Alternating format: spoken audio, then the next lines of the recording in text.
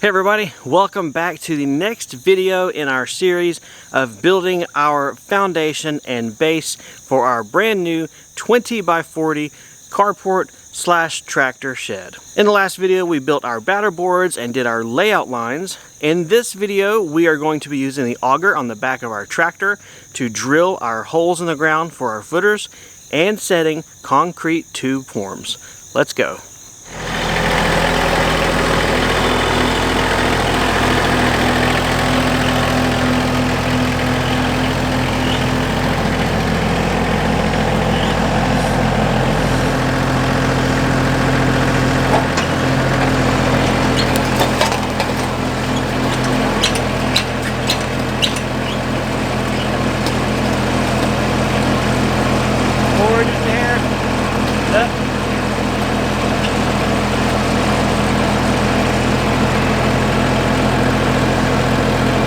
Let it down.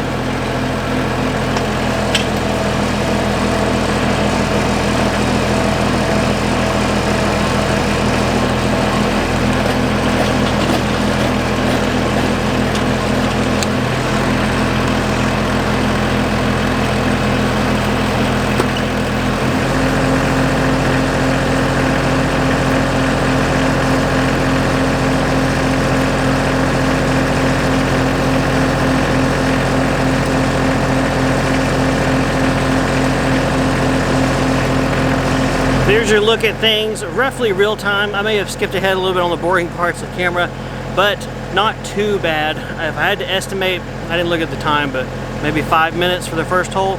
We should get faster as we go along. So I'm gonna sit you guys here in the corner, you're well out of the way, and we're just gonna continue on down the line. The basic operation is, drilling the auger. As it gets down a little bit, if it bogs down, I'll put some weight on it. If it looks like it needs to move left or right to make it plumb, I'm also doing that with the auger. Otherwise, go down, come up, shake it, clean it, down, up, over and over. And then me with the rake, I'm just keeping stuff cleaned away from the hole so we don't backfill it after we've drilled them out. Let's go. Forward a little bit.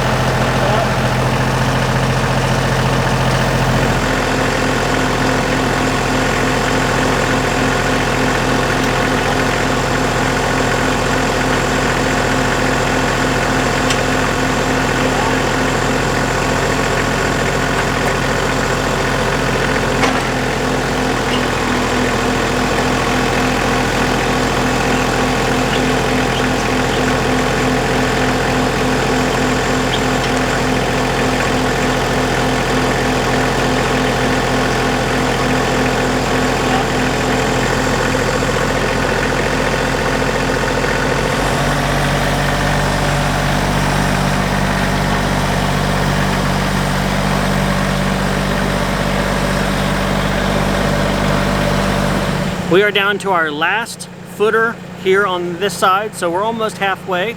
Right here in the corner. We didn't get this one at first because Angel wanted to get the hang of things, and I want to get the hang of things too, and we didn't want to mess up and hit our batter boards. But everything else has been done on this side. She did great down there in that corner. She's already got the tractor in place up here too, which is awesome. And let's get it done. Let's make sure we just dig it right, and hopefully we don't hit anything. Should not have just said that. Good luck.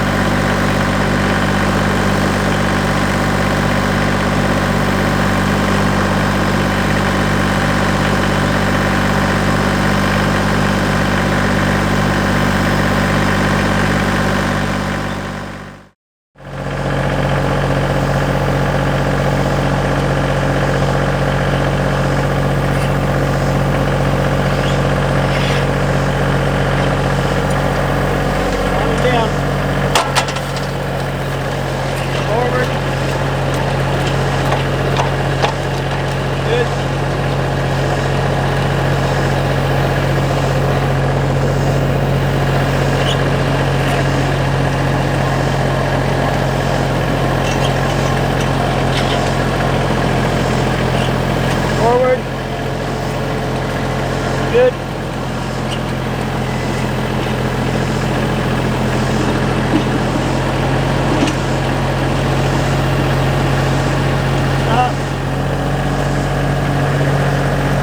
Up and clean.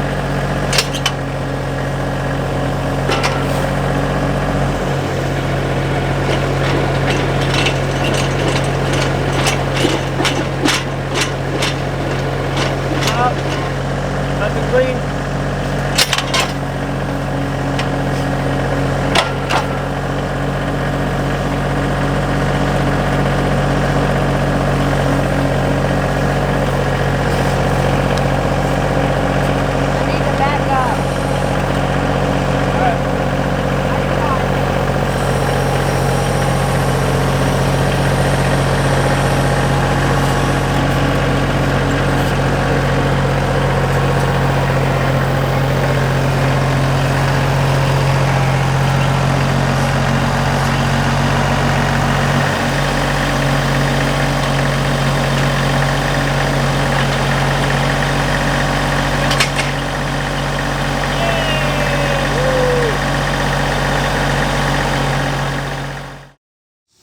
Hey diddle diddle, I don't have a fiddle, but we are done digging all the foundation holes, or footer holes, whatever they are. 18 of them done. And the last 9, I timed it, only took 40 minutes. That is a lot faster than the set we did yesterday over there next to the woods. So on this side, so there's 20 feet difference between the woods line and this one we just did today. We could tell that that layer of shale rock that we pretty much hit over there, we also hit here, but it is at least 10 inches lower. So it's amazing that over 20 feet, that rock shelf is kind of like taking a dive down. Pretty cool. It's a neat little exploratory geological thing. Yeah, exploration of our local geology. We kind of enjoy it, I guess. Well, at this point, the footers are done. Our next step will be installing concrete tube forms, but we're going to take a break before we start that. It also needs to be a little bit later in the evening so we can see our laser level. Laser beams! Awesome! Hello there. What I have here is a 12-inch diameter, 48-inch long concrete tube form. Basically, the world's biggest empty roll of toilet paper. I don't know where King Kong has been throwing these at us from, but we appreciate him doing so. Because this thing, while it is simple, just being a piece of cardboard with a little bit of wax liner on the inside, is a wonderful, wonderful tool to allow people such as me, or you, or anyone in this boat to pour pier footings. Even if you dig a sloppy big giant hole, this allows it to stay in one spot right here in the middle. And also, if you're pouring something that you want to come above grade, which is exactly what we're doing here, holds it in a nice cylindrical shape, and once it's set up and dried, you peel this off and you're left with a very nice looking concrete tube or cylinder that looks so much better than, well, probably anything you could DIY yourself. The benefit of having a 12-inch auger on the back of our tractor and using these 12-inch concrete tube forms means that I don't have to put the tube form all the way down to the bottom of those holes or run the risk of wasting a ton of concrete. What we're able to do is to allow the holes dug into the earth to be our forms and just let the concrete fill the void completely, and then whatever protrudes above the top of the soil grade, above the top of the ground, we will use the concrete tube form for and give us a nice polished pretty finish, and then of course bring all of these up exactly level all across all 18 footers. Yesterday evening I came out with my 360-degree laser level and I set it right here at the tallest point of our grade. From here the land slopes this way and that way. That means where we're standing is going to be the shortest looking footer out of everything. It's going to stick out of the ground the least. I then took my tape measure, made up a little sketch here, and measured the rough height where all of these footers are to that laser line to give me the rough height or length to cut these tube forms at and get me close enough. I'm not going to lock anything down today during the daylight. I need to do it at night when I can see the laser level, but at least cutting these to rough lengths allow me to make sure, one, I have enough forms to use, that I don't have to, shortchange myself, but also two, get that much more ahead on this project and not just be rushing everything in the dark. I'm going back and forth a lot with my book because, as you can hopefully see here, I've created like a little line graph or connect the lines matching up the different measurements to how they fit best on a tube. So like for example, the first one is footing number 1, 2, and 3. This second one is footing 4 and then also footing number 17. So I'm trying to make sure I stay very organized with my notes. I'm also writing the big number on these tubes depending on what footing they are and trying my best to stay organized because some of these are not far off on measurements. I have a couple of different multiples, and if I can do this, stay organized, it'll only help me later in the end when I go to put these in the ground. That was 433. One other thing that I'm being particular on is that on most of these, it's one tube goes for 2 footers, and I'm making sure that I pull measurement from the factory cut edge. Let this be the top. I cut. This cut line is going to be underground, and so for the other one, I measure from here, come this way, cut. That way, I should have factory flush cut tops on all of these, which will make squaring and leveling them up tonight much, much easier, and also give me the best looking footers or piers that I can get. It's always better to go with your factory cut edges if you can, because as I measure and mark with a Sharpie and then cut it with a saw, it's not going to be perfect.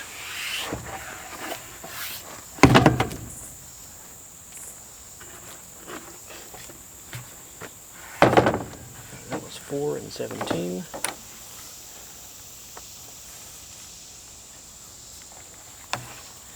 Another thing that I'm doing, while my measurements the other night were pretty precise, and I matched them up with my book to make sure I had enough, in this instance I've lined 2 measurements up on one tube. This is a 4-foot long tube. One measurement is at 23 inches, the other is at 20. I'm just going to cut a line right down the middle at 24. Let that extra length go down to the ground more. No problem there. It just means I make one cut for 2 tubes. They're both plenty long enough, and it makes it simpler for me. This is the kind of thing where I do the math and stuff on paper, usually at night while I'm doing other office work. And out here in the field working, things may change, but I find easier ways to make the job easier overall and not hurt myself in any way.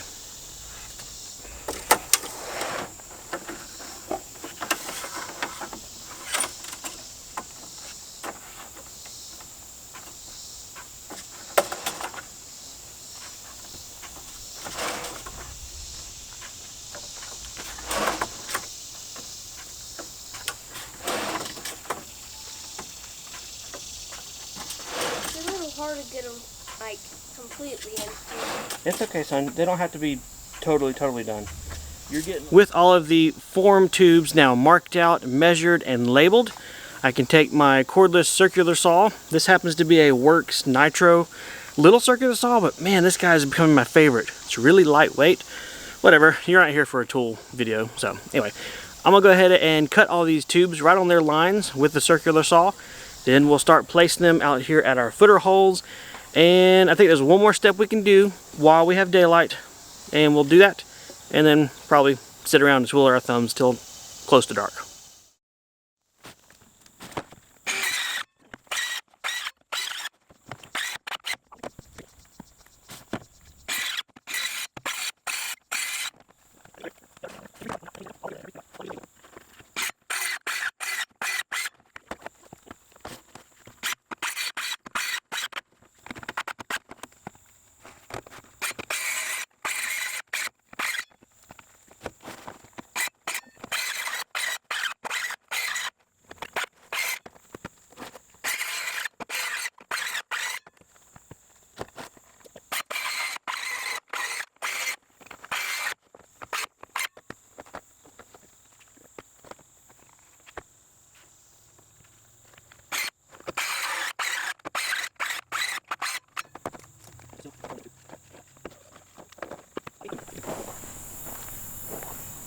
Cooling off in here. What happened? I thought you were supposed to be cleaning out the holes. As long as my arms can be above the surface, I can easily get out.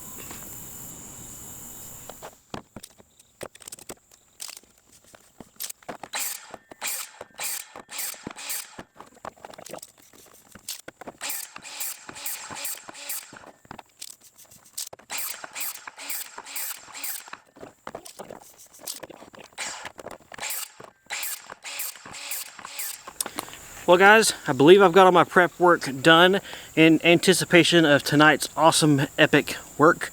So let me show you guys here what I've got in my mind. The tube forms, obviously, they're cut to their dimensions. They are labeled here. This is footer number 3. They're going to go in the ground, stick below the grade at least 8 inches down. And then I've cut a bunch of scrap 2x3 blocks. They're going to basically hug the tube form, sit on top of the ground, and once we have it, you know, plumb and parallel and level and everything, we'll then put screws through it and hold it into place. I have 2 boards per footer tube, and that should be plenty to keep everything locked down tight, not move around, and be stable enough for filling with concrete. If we run into issues or see that they kind of get wompy on us, we can always fix that for sure. I don't think we're going to have any issues with the tube form sinking down. If anything, the issue will be that it gets knocked a little bit out of plumb, and that's easy enough to fix, realign, and do on the fly as we need. But hopefully we won't be kicking our forms around when we go to fill them up. It's getting close to dark. Sun has set in this area, so we're going to go ahead and try and get started on this job of placing the concrete tube forms where they need to go, level with that laser level we're going to get out here, and attach it using the blocks. You guys will see all that. So I think the first thing to do is to take all of our tube forms. I've got them numbered. Let's go ahead and put them at the holes, but on the outside. Okay. So we can kind of prepare, get some ducks in a row. Each hole gets 2 boards, and we'll lay that stuff out and try and be organized. Try. All right, 1 through 9, 10 through 18.